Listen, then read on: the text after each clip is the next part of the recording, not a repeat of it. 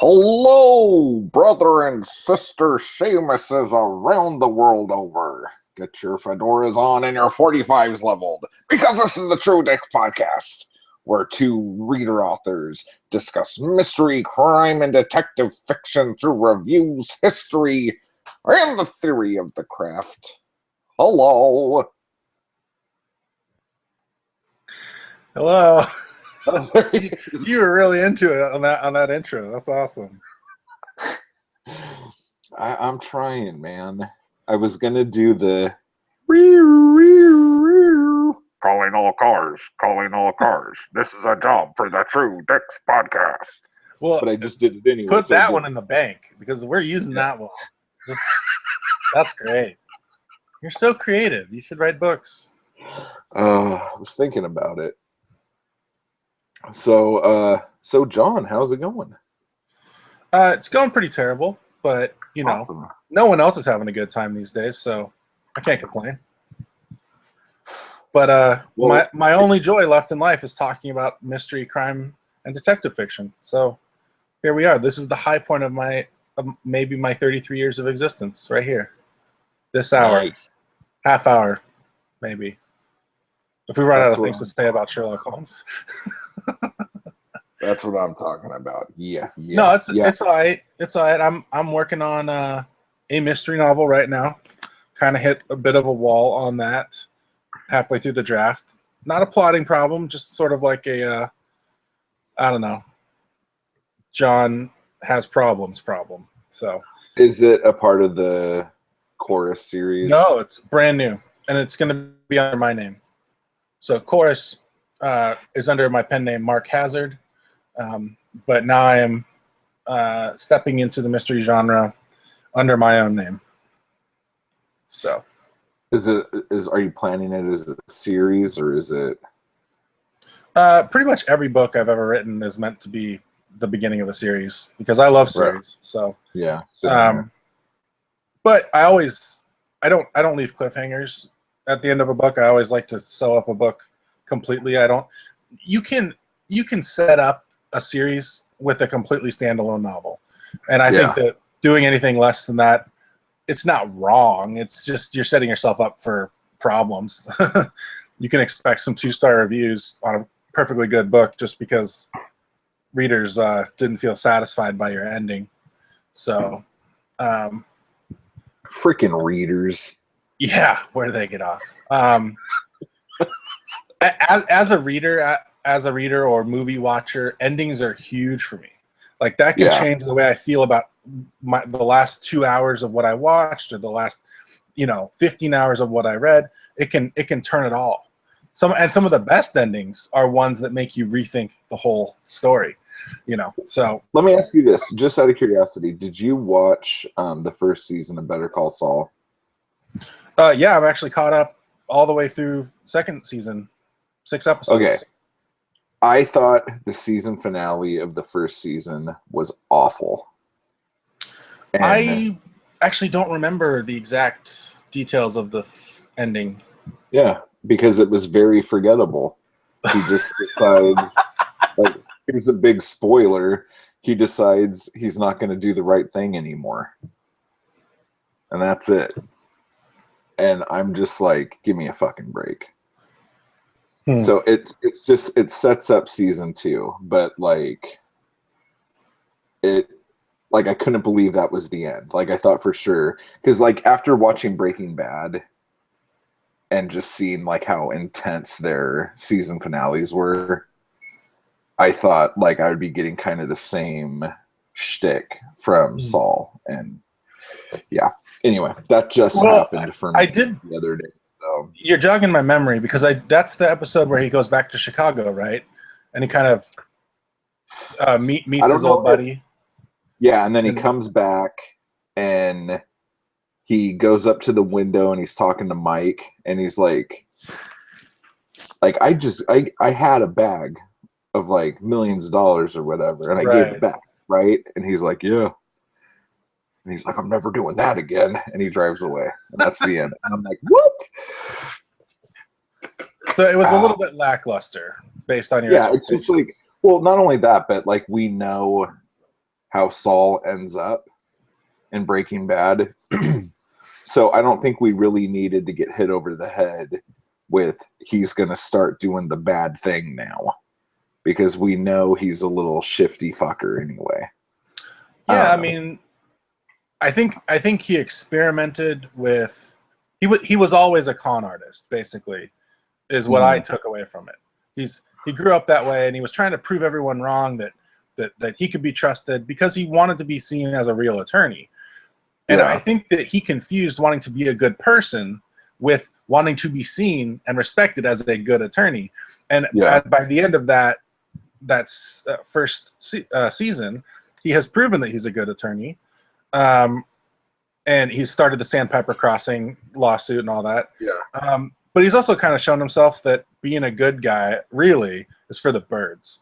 And I don't know, I kind of thought that was a nice division, to where he accomplishes what he set out to do, but realizes that the means by which he did it wasn't him. And then, screw it if they don't like it. He is Slippin' Jimmy to some extent, I think it was the episode before the last episode, and Mike was talking to the guy in the van, and he's like, well, you're a criminal. And he's like, but I'm not a bad guy. And he's like, I didn't say you're a bad guy. I said you were a criminal. I've known lots of good criminals. I've known lots of bad cops.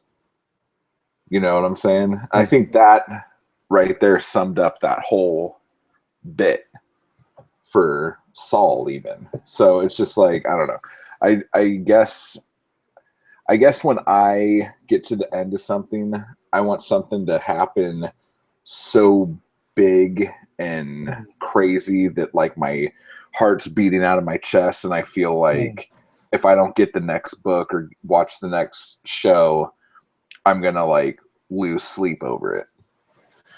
So yeah, I feel you on that. The second season has been decent. I remember watching, I think the fifth episode. The fifth episode of this season, I was kind of like, all right, not a lot happened there,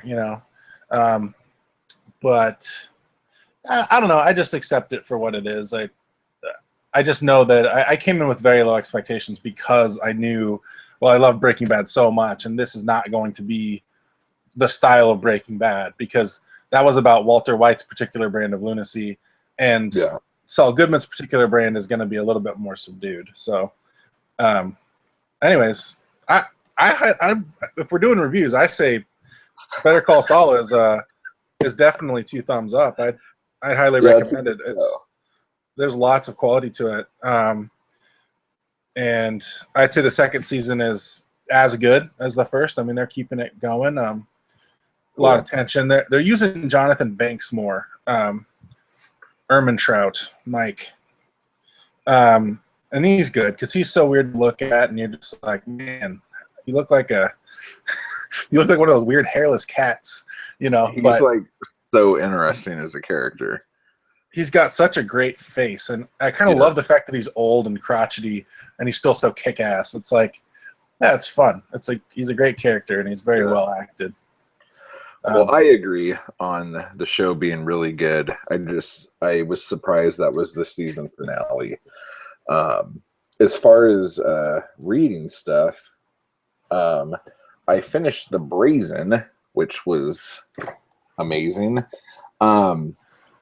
I always look at it and I stop at bra, and I get excited. Anyway, no, you get bra zen. Get it? I get brazier. No, but I think you would actually like the Al Wheeler police lieutenant character. It's just the difference between Carter Brown and someone like Mickey Spillane, let's say, is that at least the Al Wheeler character, because that's the only character of Carter Brown books that I'm familiar with, he's just like the only people that are really quick-witted are him and all the dames in the thing. And he could be talking to somebody and trying to get to the bottom of a case, but if a secretary walks in, it's like oh, we're going to need a page to talk about how hot this chick is.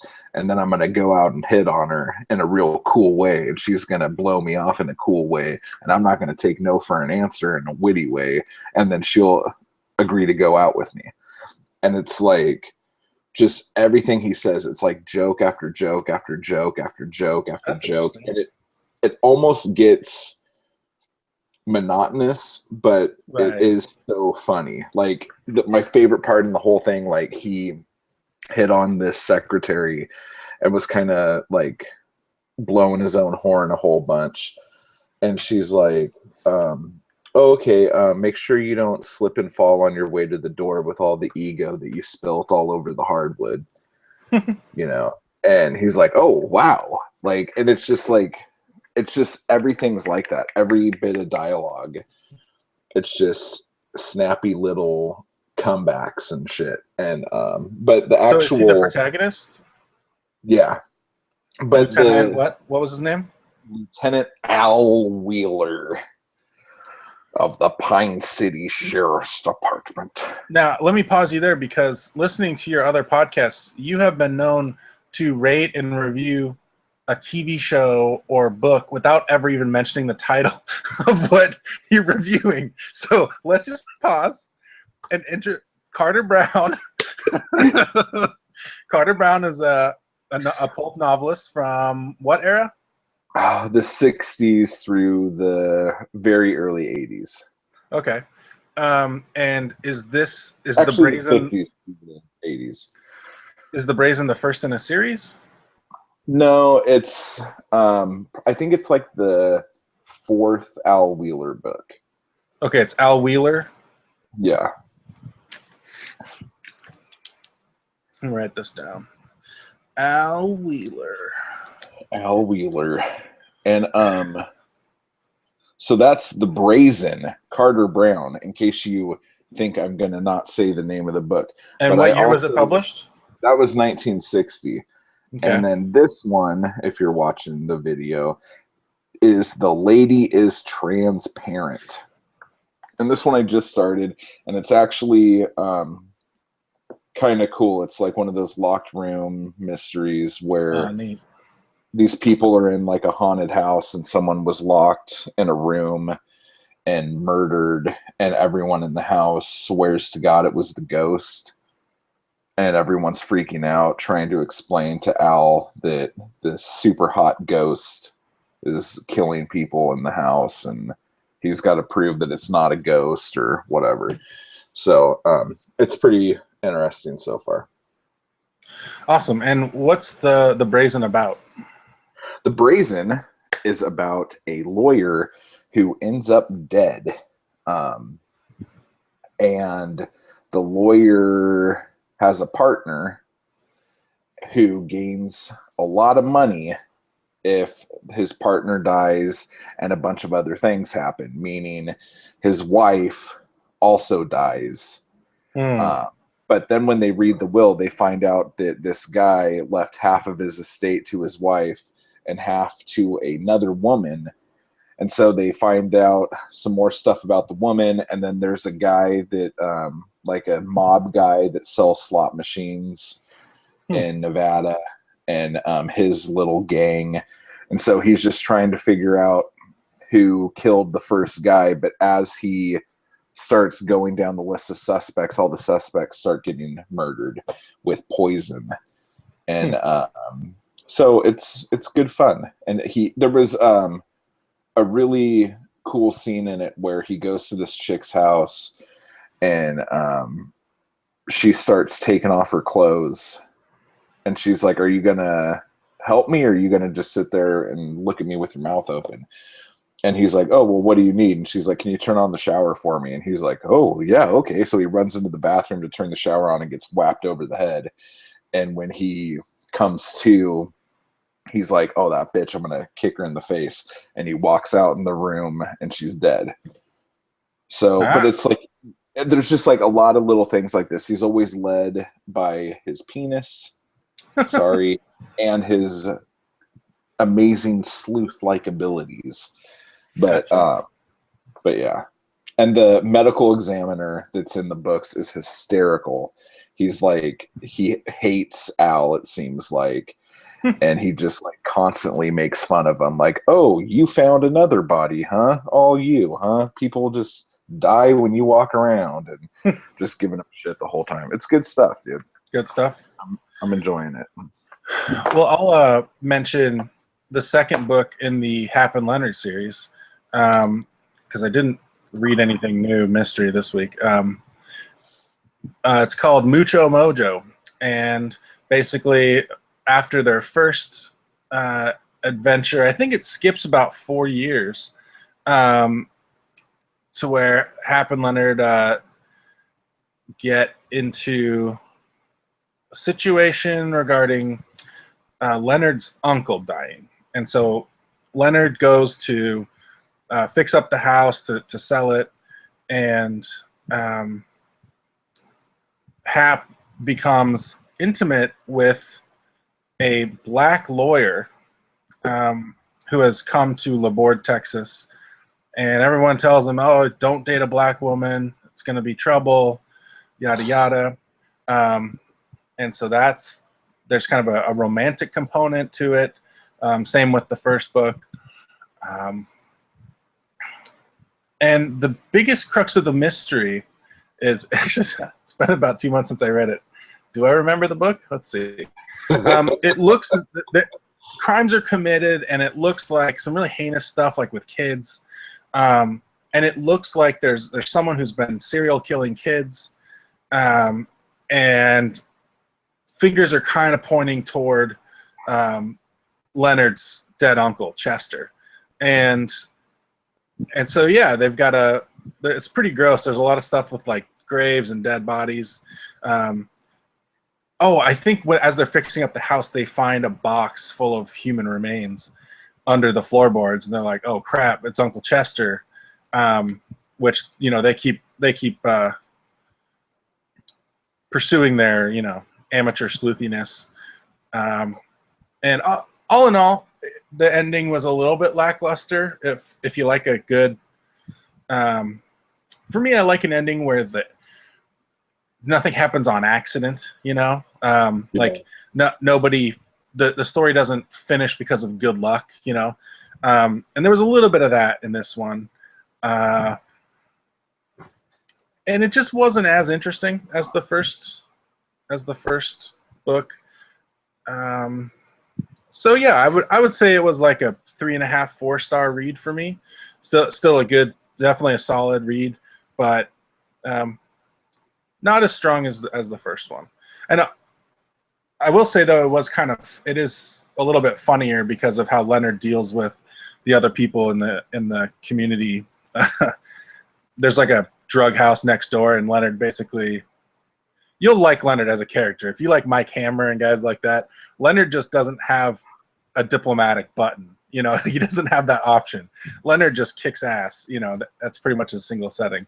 So those parts were fun, especially. And so, yeah, Mucho Mojo by Joe Lansdale. I picked up Savage Season. Nice. That's the title, right? So I'll be digging into that here pretty soon. Sweet. So yeah, it's my review for the week. Good, man. Well, I started also, what do you call it? A Study in Scarlet, since we were going to talk about some Sherlockian things today. But before we do that, you wanted to update everybody. Yeah, so there were a couple things. People. Yeah, 500,000 people. We ran into a couple things last time that I had questions about. Let's see. I was having trouble remembering a historical era, and I couldn't think of the name for it. Kept wanting to say like romanticism, but that wasn't right. And it's left me again as the pressure's on. Okay, let me send out and see if I can. Okay, so we had your.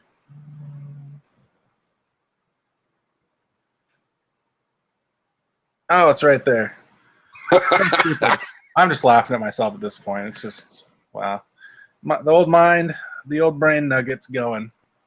Well, I guess it's not important. Thanks. We'll edit that out, right? It must have been a lie.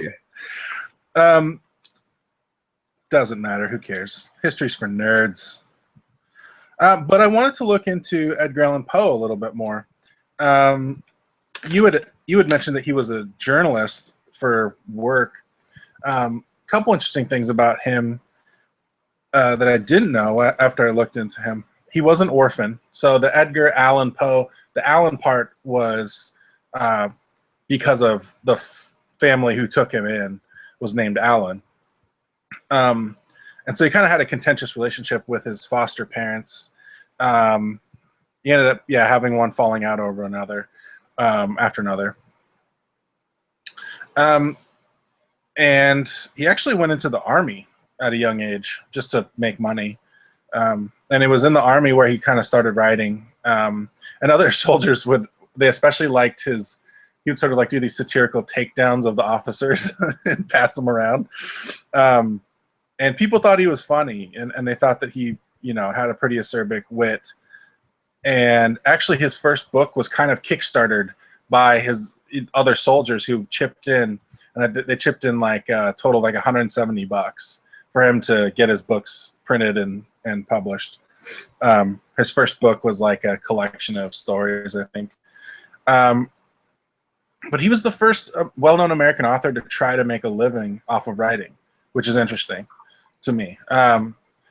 And yeah, that just wasn't really done. I mean, writing was the retreat of the, creative rich person at the time. And most people who were writers were pretty well off. That's true of a lot of artists back in those days. Yeah, and that thing about him marrying a 13-year-old cousin, that's still, I don't know what's going on with that. I almost, I think it was after a relative of hers died, and I almost wondered if it was his way of adopting her. Yeah. I don't know about that. I don't know if it was really a romantic. If it was through his foster family? No, I think it was a blood relation. Oh, okay. And then, this was crazy. He got paid $9 for The Raven, even though it was an immediate success and made him a household name. But he made $9. I thought that was crazy. Here's the other thing, and this is interesting for a mystery-themed podcast. Edgar Allan Poe's death is a bit of a mystery. He was found walking around on the street October 3rd, 1849. Someone finds him walking around on the street. He's like incoherent, and they take him to the hospital, and he dies 4 days later. Of what they still don't know. And a couple interesting things. One, they now know that he wasn't addicted to drugs, so they know it wasn't a drug overdose. People assumed he was on drugs because of basically slander from his peers, but he wasn't. He was in someone else's clothing when he came to the hospital, which was interesting. And I'm just like, oh man, there's so many of these like weird circumstances of his death. I'm like, wouldn't it be crazy to go do a historical mystery and kind of take that situation and write your own historical novel about, how Edgar Allan Poe was caught up in some bigger thing, and that's why he got killed. And I was just like, oh man, this could be a juicy, mystery. Writing a mystery about the death of the guy who invented the detective mystery, that'd be pretty badass. But yeah, then this prick, what's his face? I forget his first name. His last name was Griswold. Jack Griswold. So Griswold, a year later, writes this biography of Poe, and basically just makes it seem like Poe was the most depraved, fucking lunatic, drug user, asshole that ever walked the earth, because he was really trying to cash in on the way people wanted to imagine Poe. It's so funny because it's also, cyclical. Poe wrote the really macabre stuff because he's like, these gross motherfuckers love this stuff, and it's how I'm going to get paid. So that's why he got so dark and goth kid, about his writing, and people, ate it up, and that's how he made some money.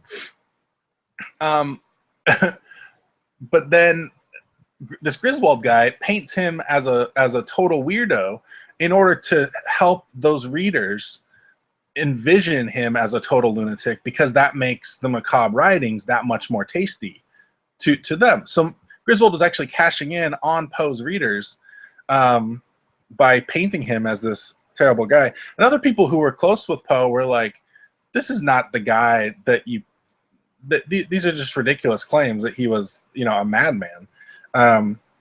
You can get the general sense that Poe was difficult, and that he was crass sometimes, and he was he had a sharp literary tongue, like the way he would critique people. They called him a tomahawk man. And, he would not spare your feelings if he thought that your work was derivative or whatever. He even called Longfellow he called him a plagiarist, he said that everything he was doing had been done before, in a sense. He was plagiarizing, not word for word, but in the bigger picture. I thought there's just so many fascinating things about him. He's one of the first American authors who was popular in Europe way more than he was in America. So anyways, a fascinating guy, kind of given a raw deal by history. For 60 years after he died, a mysterious person came to his grave on his birthday, I think, and toasted him for 60 years. And it could be one person coming to toast him on his birthday, or they think it might have been someone who did it and then passed it down to someone else. But the Poe toaster, interesting stuff. Wow. So it's like it has all these elements for like a great mystery novel, I think it's so wild that the guy who invented the genre kind of had such a life that we don't know a lot about. Yeah. One thing we were also talking about was that the word detective might not have been used in his era. And it certainly wasn't extremely common, because he never refers to his own detective as a detective police. But the first actual... There's a couple mentions of it about that time. 1841 was when he wrote... what's the name of the... Murders in the Rue Morgue? Murders in the Rue Morgue, yeah. And then I read an article that talked about the British Home Secretary in, I think it was 43, so just a couple years later, created a detective police, basically an elite squad of police to deal with, investigative matters. And so that was the actual first detective police force that was made, was in London or England in 1843. But then I found this other thing. It was a letter to an editor of the Times of London a few years before that, anonymous, just a citizen saying, hey, this is what we should do. Basically saying in detail exactly that there should be detective police. And they would refer to it as a detective police. So it's interesting phrasing. They weren't saying detectives. They were saying a police that detects. Interesting. How like the term detective became a noun when really originally it was a adjective. And so it's really interesting in this letter to the editor of the Times, this person is saying like they shouldn't have to do paperwork or patrols like other people. They should be left to kind of work on their own, and they should check in, but they should kind of run their own affairs, and they shouldn't wear uniforms, and it's so funny how like this was all novel back then, and this guy's just listing out exactly what detectives are 175 years later. What year was this? That was 1840. It's crazy. So it's obvious that the idea was out there. People were talking about it. The idea of a detective police was out there, and it was probably, even though there's, you find the evidence for it, but it was probably in use before then, came from somewhere. So it's possible that that Poe would have known about detective police. He just didn't really use that terminology, if he did. So yeah, just cleaning up on a couple things. Basically, I want to write the great Poe novel, mystery novel now. And have you seen the film The Raven with John Cusack? No. I think that was a book originally, but it deals with the real life Edgar Allan Poe, supposedly. I'm sure it's historical fiction. And they do show his death at the end. It's not nearly as mysterious as the true life events, but it is a pretty interesting watch if you're interested in Poe himself. That's cool. The Raven? Yeah, it's a pretty decent flick. It was a lot better than I thought it was going to be. I don't want to big it up, but I thought it was going to be pure and utter shit, and it was entertaining.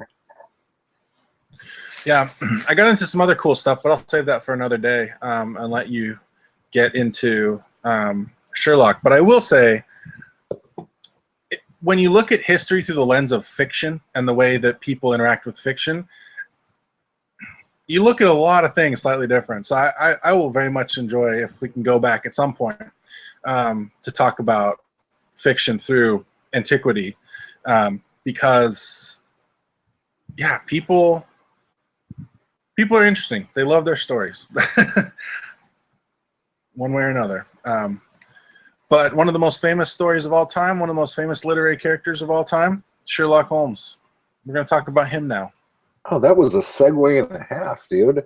Segged. That was good. Consider it segged. All right, so we're going to be talking about Sherlock Holmes, and in doing so, I also want to talk about another literary detective who lasted a long time, called Nero Wolfe, and we'll talk about him a little bit later. But basically, Sherlock Holmes, written by Sir Arthur Conan Doyle,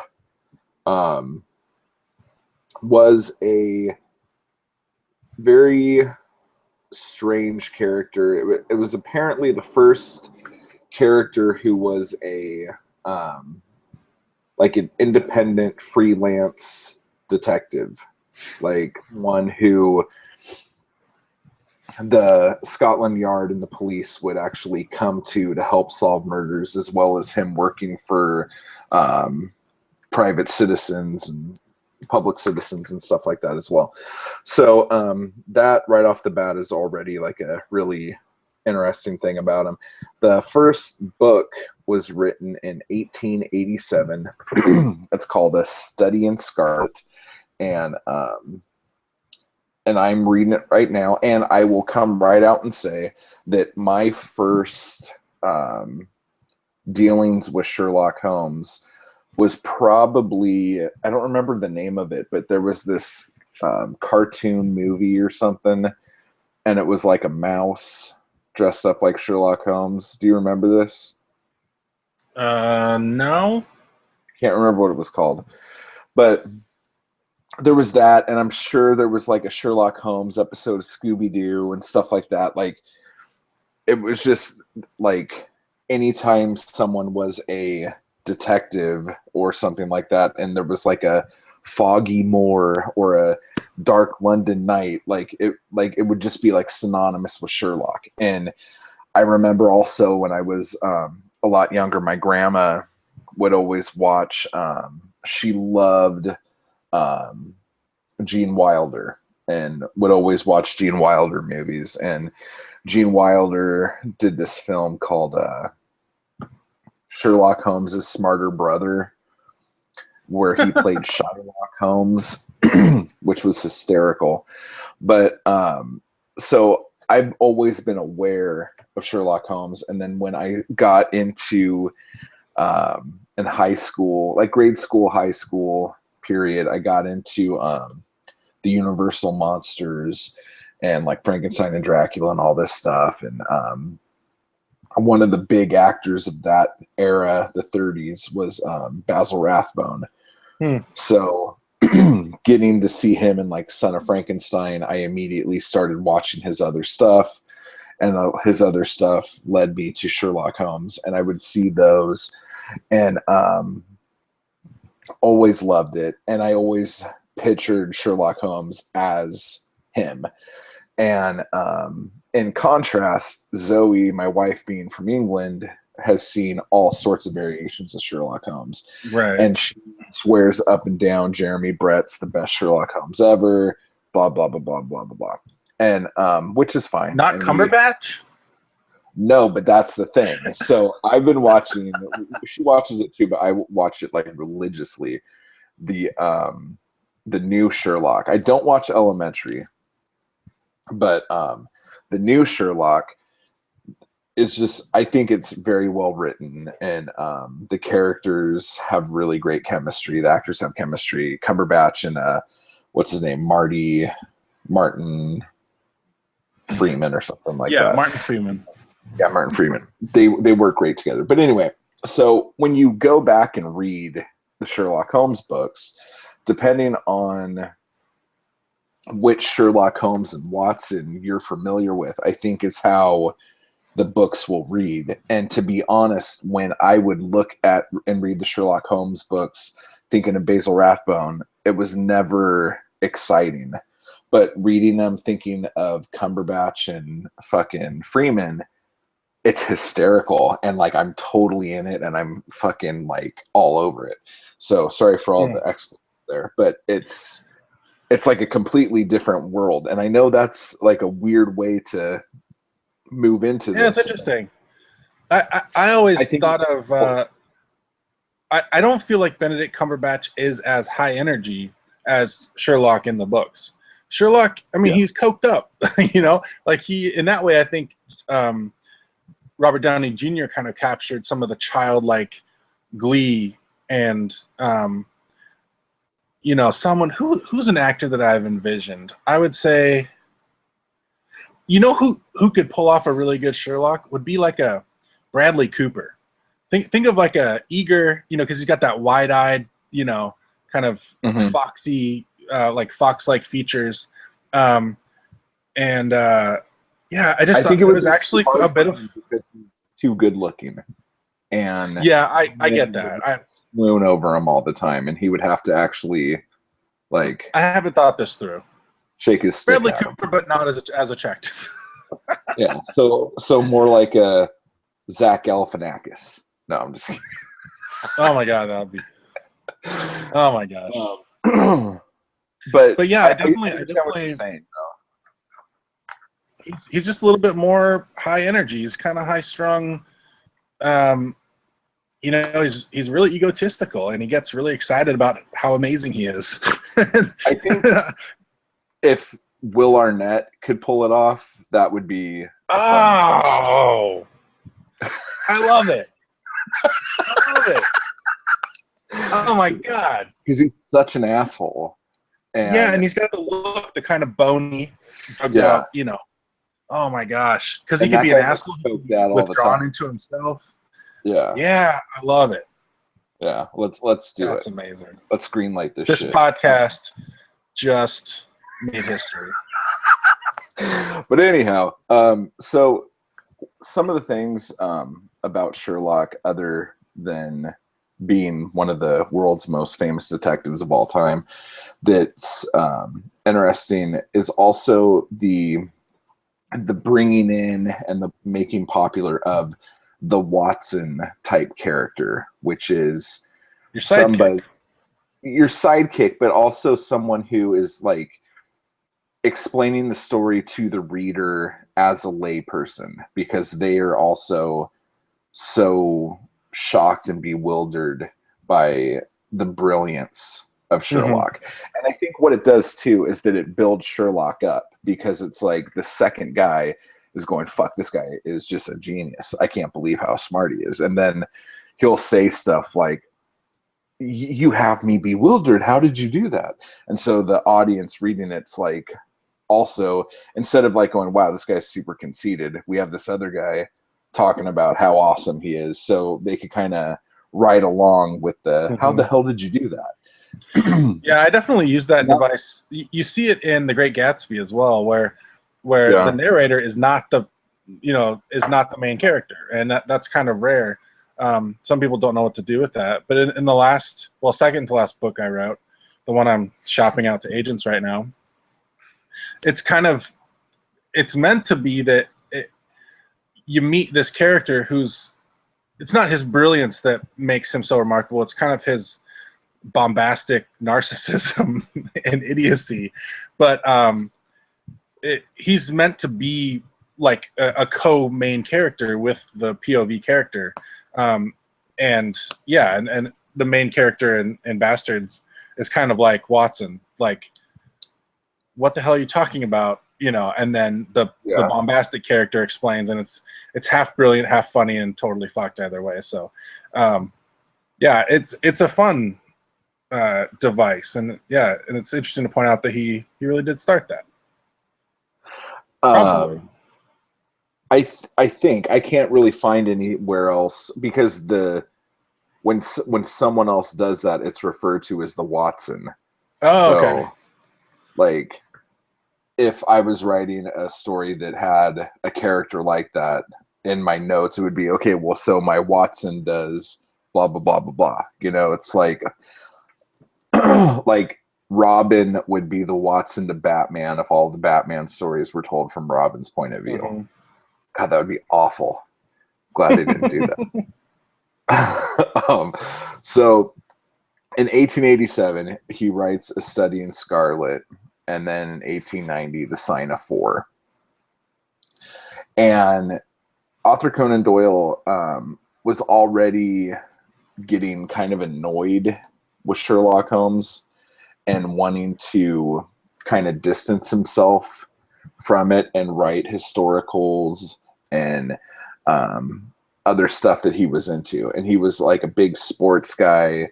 He was on like a football team. He was on a cricket team. Like, he was just like a all around bitchin' motherfucker. Okay. And because he didn't want to really keep writing Sherlock Holmes stuff anymore, he started like making just ridiculous prices for the next Sherlock Holmes story that would be printed in the magazines and newspapers. And without thinking anyone would do it, people kept giving him the astronomical amounts, which made him the highest paid author of the time. And so finally, what's the story called? The Final Problem is what it's called, I think. Which was in roughly 1892, 1893. He decides that he's going to kill Sherlock off and have him fall off of Reichenbach Falls with Moriarty in their famous duel. And the public was fucking irate and super pissed, and people were writing letters in saying, you can't fucking do this, how dare you, blah blah blah blah blah blah, whatever.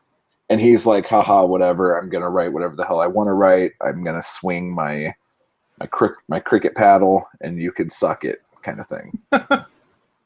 But people were bugging. So in 1902, which is basically like 10 years after, he released The Hound of the Baskervilles, which he said this story takes place before his epic battle with Moriarty. So the motherfucker's still dead, but this happened a while before. And that still wasn't enough to make people happy. So reluctantly, by 1904, he started up again by saying that Sherlock's death was just a ruse to keep his enemies at bay. Right. And all that other jazz. And the thing about this that's crazy is that I think it was either during or after the writing of The Sign of Four, which was the second novel. He was talking to his mom about it. And he's like, yeah, I'm really done with Sherlock. I don't really like writing this anymore. I think I'm going to just kill him off. And she's like, don't you dare. And like totally gave him a bunch of crap about it. So I think the only reason why he did it as long as he did was because his mom was giving him shit, as one does. But at the end of the day, he ended up writing 4 novels and 56 short stories to make the Sherlock Holmes canon. And it's fascinating that Sherlock is as a household name around the world based on a guy who didn't even really want to write him. That's hilarious. Yeah, that's my favorite part of the whole story. Like, and it just shows, like, even like back then, like the public, if the public bitches enough for it, they're gonna get it. if they want Veronica Mars back, they're gonna bitch about it. You know, if they want Family Guy to get uncanceled, they're gonna bitch about it. And same with Sherlock Holmes. I don't know much about Arthur Conan Doyle, but I'm getting massive feedback. I'm just gonna talk with here. Yeah.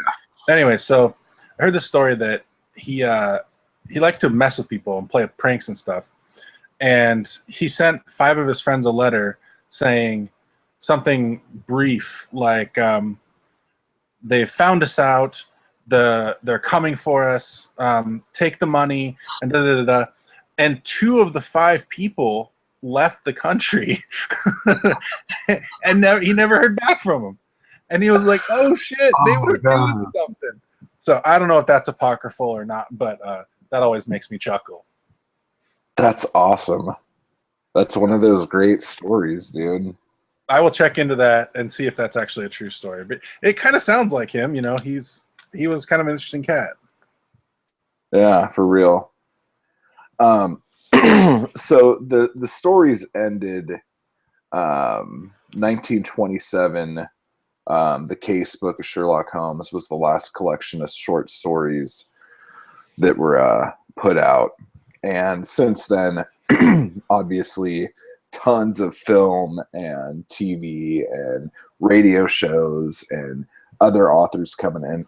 That's actually one of the points I wanted to make too, was that I don't know how accurate this is, but Sherlock Holmes is basically the originator of fan fiction, where like as early as I think 1905 or 06, people started writing their own Sherlock Holmes stories and writing plays. I would actually debate that, and I would say that the Bible is the first book that created fan fiction. But that's based on some of the stuff that I was getting into today, research-wise. You could argue that the concept of hell itself is a creation of fan fiction of the Bible. So, podcast for another day. Get into that. You're gonna want to like take a few hits off the bong before we get going on that podcast. Let me tell you. Yeah. But in the modern era, there wasn't a lot of fan fiction. You're right. So people were actually writing their own. So yeah, but so that was that. Now, moving into Rex Stout, and I only bring this up with Sherlock Holmes because I'm sure we're going to want to eventually do a more in-depth Sherlock Holmes thing, and obviously probably a Rex Stout thing as well.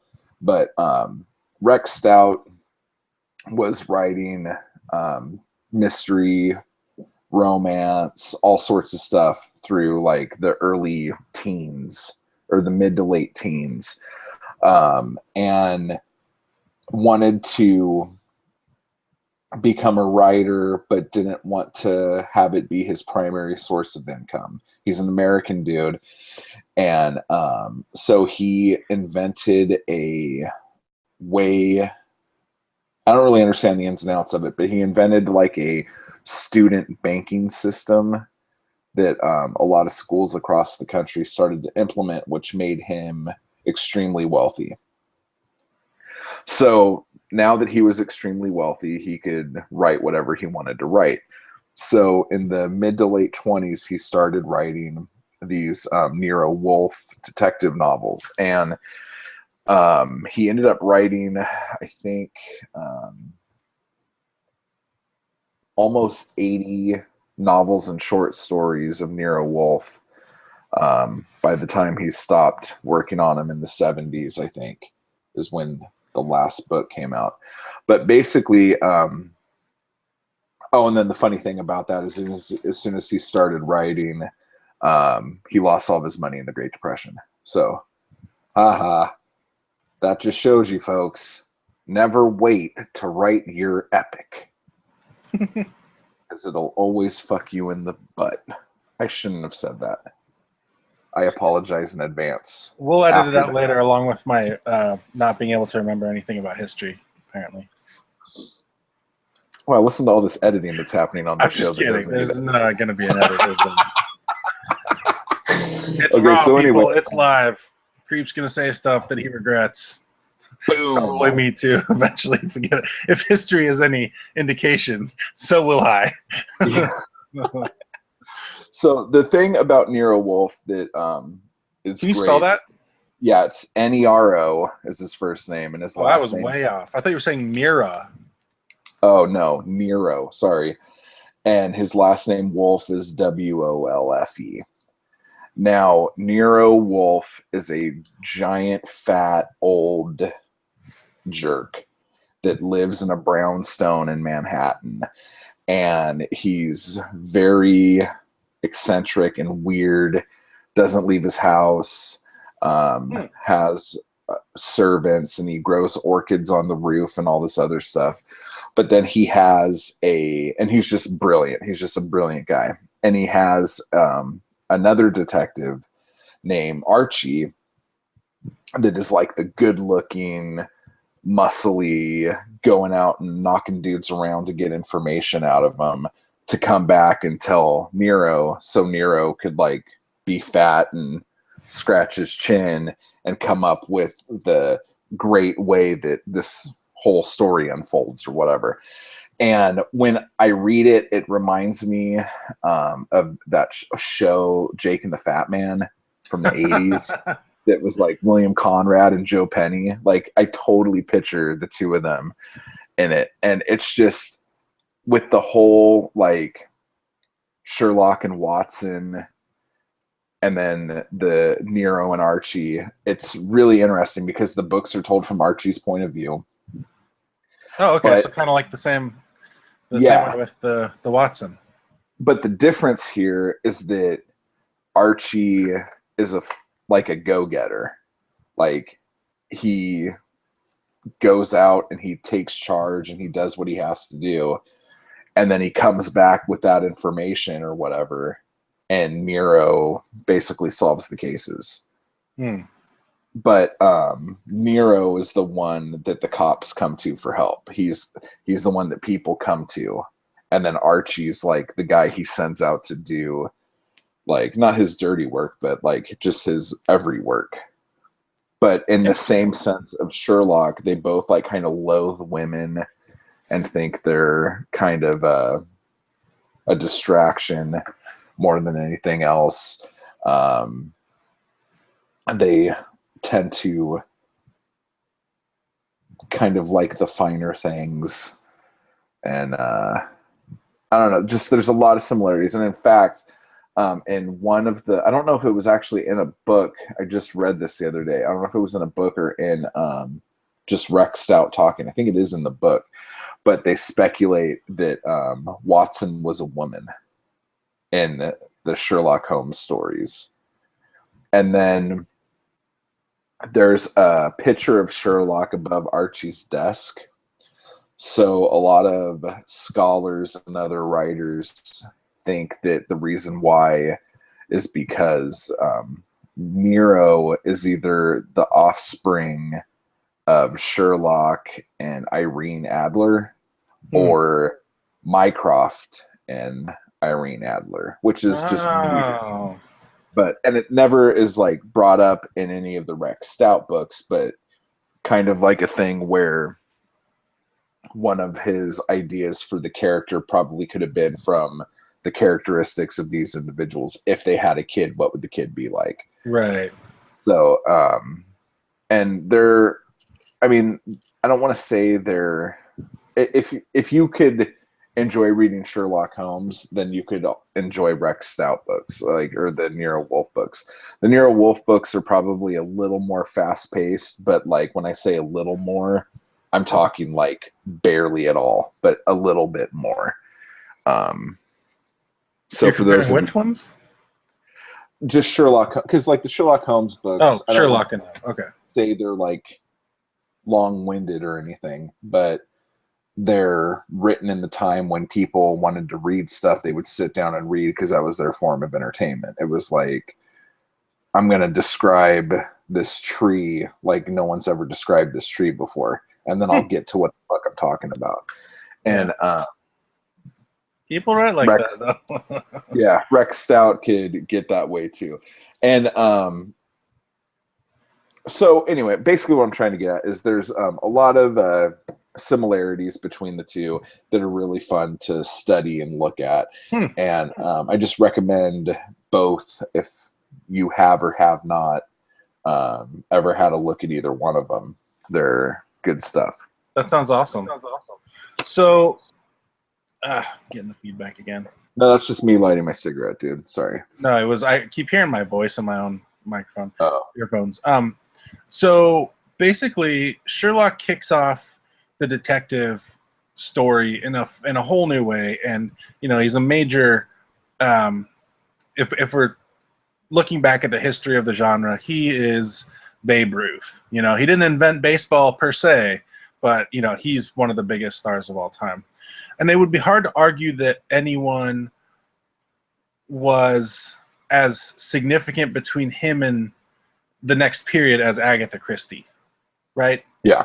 She's the next sort of beacon when you look back at the history of the genre. So yeah, I think it's kind of the next phase in the things we're talking about. It's got to be pretty much like, I mean, we can keep talking about Sherlock. I'm sure there's more to dig in there. But basically the next phase we're looking at is the end of the 1800s and the beginning of did the dime novel and the pulp serial magazines start in the early 1900s? I think Argosy actually started in the late 1800s. Oh, wow. Okay. I think that was the first one, but it didn't turn into what I think we know as pulp until probably the 20s. So basically, we're going to be in the next podcast. We should probably talk about, start looking at those sorts of things. The guys between Sherlock and the rise of Agatha Christie, right? The rise. She came to power with an iron fist. Well, the thing about that is that most of the writers who took part in the golden age of detective fiction or whatnot had been writing earlier for different magazines and such like that in the teens before they started actually writing their own books in the 20s and 30s. So like we could, like Rex Stout was one of those guys. I think Agatha Christie started in like 1927, I think was when, I could be wrong, but I think that's when her first book came out. But like around the 20s, because a lot of things happened in that little window. You had the pulp starting, you had the cozy mystery starting with Agatha Christie and Dorothy Sayers, and you had the hard-boiled detectives starting to come up with like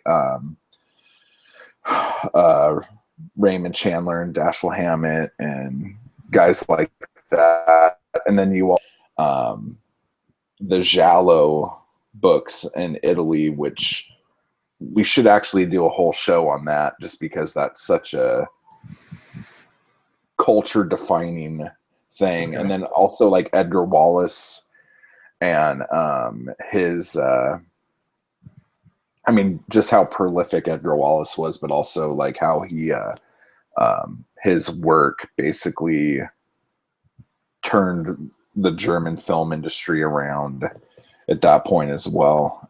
There's just So a lot of sounds like we have there's a plenty to lot. talk about before we get into Agatha Christie. So What would you like to hit? we can figure it out this week. We'll let these poor listeners go. So if this doesn't sound horribly exciting to you folks, you need to check your pulse, because I think there's been a murder.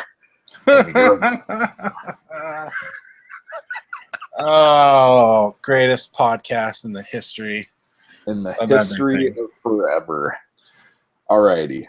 So until next time, folks, keep those dicks private. Dun dun. Dun dun dun. Dun dun dun. All right. So peace out. Peace.